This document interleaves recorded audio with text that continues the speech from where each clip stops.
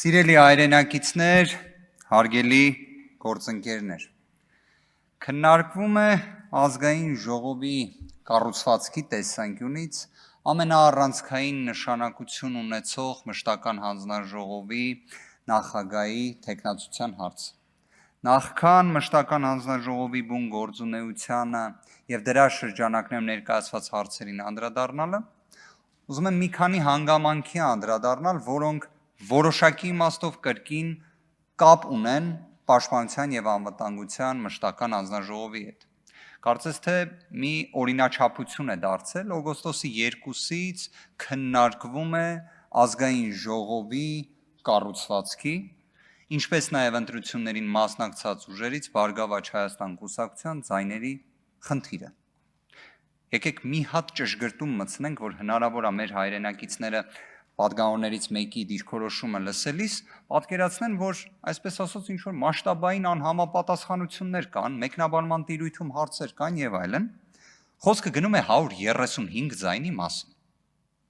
135 ձայնի մասին, որը Բարգավաճ Հայաստան կուսակցությունը ստացել է։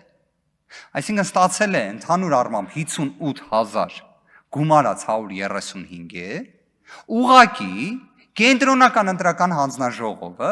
երկու ընտրական տեղամասի արդյունքները անվավեր ճանաչելով հանեց այդ 135-ը։ Եվ ինչպես շատ ճիշտ պատգամավորը նշում էր, վերածեց այն անճշտության։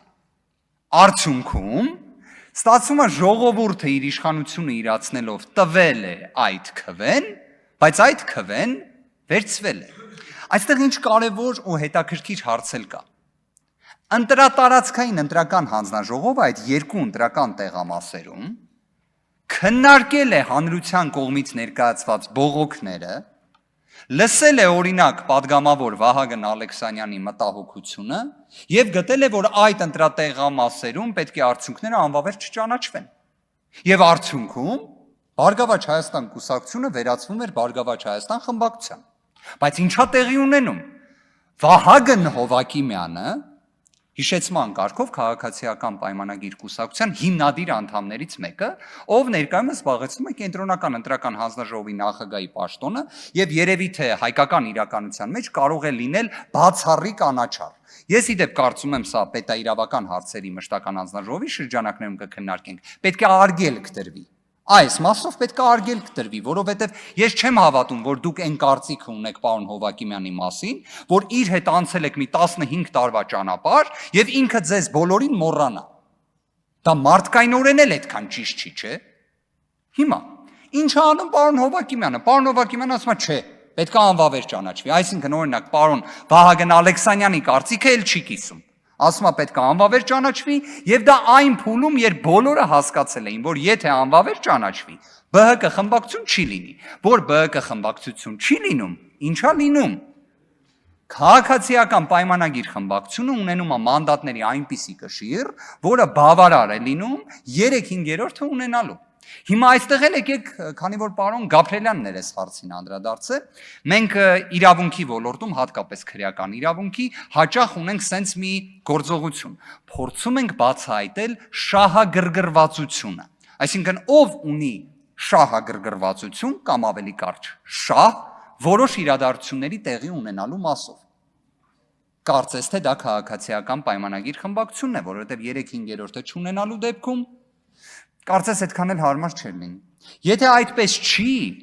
իդեպ դրա լուծումն էլ կար։ Դա մանրամասն սահմանադրական դատարանում ներկայացրել ենք, դա էլ մի այլ առիթով կքննարկենք։ Բայց հիմա դուք կմտածեք, լավ, այս պատմությունը ինչ է, ինչպես է առնչվում պաշտպանության անվտանգության մշտական հանձնաժողովի հետ։ Այս երկու ընտրական տեղամասերի արդյունքների անվավեր ճանաչելու հանգամանքը ունեցել է հիմք։ Այն վերաբերում էր զինծառայողների կողմից քվեարկությանը։ Զինծառայողների կողմից քվեարկություն, որը կազմակերպվել էր 20:00-ին հաջորդող ժամանակահատվածում։ Մի դեպքում այն տևել էր շուրջ 4 ժամ, մեկ այլ դեպքում այն տևել էր շուրջ 2 ժամ։ Արդյոք այստեղ խախտում կա, թե ոչ։ Եկեք հիմա դա դնենք մի կողմ։ Կարծում եմ դրա վերաբերյալ առնվազն հրապարակավ բազմաթիվ անգամներ անդրադարձ կատարել ենք։ Բայց ով է չակերտներում կամ առանց չակերտների մեղավորը, երբ զինծառայողները իրենց ընտրելու իրավունքը իրացնում են այդ ժամին։ Պետությունը։ Արդյոք մենք չենք կարող գալ այն օբյեկտիվ հետևության, որ պետությունը փաստացի ունենում է միշտ իր գրպանում մի միջոց ընտրական տեղամասի արդյունքների անվավեր ճանաչման։ Ցանկացած պահի, այսինքն դա ունենում է որպես մի ապահովագրման մեխանիզմ։ Ուշ ժամի ներկայանան, որ երբ հետո պետք լինի, ընտրատարածքային օրինակ չճանաչի անվավեր, կհնճանաչի։ Արդյոք տենց չի ստացվում, այս օրինակը արդյոք դրա մասին չի, արդյոք այս ռիսկի մասին չի, հիմա ոնց պետք է լուծվի զինծառայողների ընտրելու իրավունքը։ Իդեպ այնպես լուծվի, որ իրենց ընտրելու իրավունքի ամենակարևոր բաղադրիչը ազատ կամքը երաշխավորվի։ Ես անկեղծ եմ ասում, ես գտնում եմ սա ոչ թե նոր խնդիր է, սա այո, տևական ժամանակ առկա խնդիր է, բայց խնդիր է, որին պետք է լուծում տրվի։ Որովհետև թող ներեն ինձ մեր բոլոր զինծառայողները, բայց ընտրելու կամքի տեսանկյունից, եթե օրինակ 50 հոգով մարդիկ խմբավորված գան ընտրատեղամաս,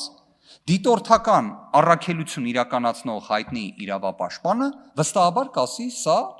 ընտրախախտում է։ Ընտրողների կամքի վրա ազդում են։ Տեսեք, կուտակված եկել են ընտրատեղամաս։ Բայց զինծառայողների դեպքում ի սկզբանե է միշտ են ծարվում։ Լուծում պետք է մտածել, կարծում եմ միանշանակ պետք է մտածել։ Մյուս հանգամանքը, այս խնդիրը ի վերջո, մենք չենք խոսում 100 կամ 500 ձայնի մասին։ Առնվազն այն տվյալը, որը ԿՀ-ի կողմից հրապարակված տվյալների տեսանկյունից ենք նայում, շուրջ 17000 քվեի մասին ենք խոսում։ Իդեպ այս մասով էլ ընտրական օրենսգիրքը վերահսկողական մեխանիզմներ չի տալիս։ Օրինակ, եթե այլ անձանց դեպքում ընտրական ռեգիստրում տվյալները հրապարակվում են, բոլորը կարող են ստուգել, արդյոք այդ անձը բնակվում է Հայաստանում, չի բնակվում, այս կատեգորիայի ընտրողների մասով կա սահմանափակում, այսպես ասած գաղտնի ցուցակների։ Սա խնդիր է ընդհանուր ընտրության հավասարության տեսանկյունից եւ այլն, կարծում եմ միանշանակ։ Կրկին իդեպ հիշեցման կարգով 135 ձայնը նշանակություն է ունեցել մի խմբակցություն լինի թե չլինի։ 135 ձայնը, այս դեպքում խոսում ենք 17000 ձայնի մասին։ Ընդհանուր առմամբ պաշտպանության եւ անվտանգության հարցերի մշտական հանձնաժողովի կոնտեքստում հիմնականում խոսվում է զինված ուժերի մասին, բայց այս մշտական հանձնաժողովը իր մեջ ներառում է թե ազգային անվտանգության ծառայության, թե նաև ներքին գործերի նախարարությանը ազգային ժողովի խորհրդարանական վերահսկողության տեսանկյունից։ Եվ ելույթի շրջանակներում որպես հարցադրումներ, որոնց կարող է նաև նախագահի թեկնածուն անդրադարձ կատարի իր ելույթով, կարծում եմ կներկայացնեն երկուս։ Ազգային անվտանգության ծառայությունը արդյոք չպետք է իր կառուցվածքում բոլոր դեպքերում ունենար արտաքին հետախուզության ծառայությունը, թե ինքնին դրա որպես առանձին մարմին ձևավորումը, այսպես ասած ծայրահեղ անհրաժեշտություն էր։ Ի վերջո ազգային անվտանգության ծառայությունը ինստիտուցիոնալ իմաստով առավել քան ձևավորված կառույց է։ Արտաքին հետախուզության ծառայությունը, որը նոր է ստեղծվել, դե ինչպես նշեցինք, նոր է ստեղծվել։ Արդյոք այն մարտահրավերները, որոնք կան Հայաստանի Հանրապետության առջև, համաչափ են նրան, որ նշված լիազորությունը վերապահվի նոր ստեղծված մի մարմնի, որի ստեղծման անհրաժեշտությունը բավարար հստակ չէր։ Երկրորդ հանգամանքը դա ազգային անվտանգության ծառայության քննչական մարմինն էր, քննչական դեպարտամենտը։ Արդյոք ճիշտ էր այն տրոհել եւ նախատեսել քննչական կոմիտեի կառուցվածքում, թե պետք է կրկին վերադառնալ այն մոդելին, որը կար։ Իդեպ ինքս սրա վերաբերյալ միանշանակ դիրքորոշում չունեմ, բայց առնվազն գիտեմ, որ դեռևս նշվածը մասնագիտական հանրությունում քննարկվում է, եւ եթե դիտարկենք քննչական կոմիտեի հանրային ընկալելիության վստահության տեսանկյունից վերջին ժամանակաշրջանում այն քննադատությունը, որը ստանում է, ընդհանուր մինչեւ նաեւ մարդու իրավունքների պաշտպանի կողմից, կարծում եմ սա եւս մի հանգամանք է, որը խոսում է, որ միգուցե քննչական կոմիտեն իր կառուցվածքի լիազորությունների տեսանկյունից մի ինչ-որ սխալ ուղղությամբ է գնում։ Բայց սա արդեն պետաիրավական հարցերի մշտական հանձնաժողովի շրջանակներում կքննարկվի եւ ներքին գործերի նախարարության կամ հենց ոստիկանության լիազորությունների տեսանկյունից առնվազն կարծում եմ հանձնաժողովը եւ հանձնաժողովի անդամները պետք է գնահատեն հասարակական կարգի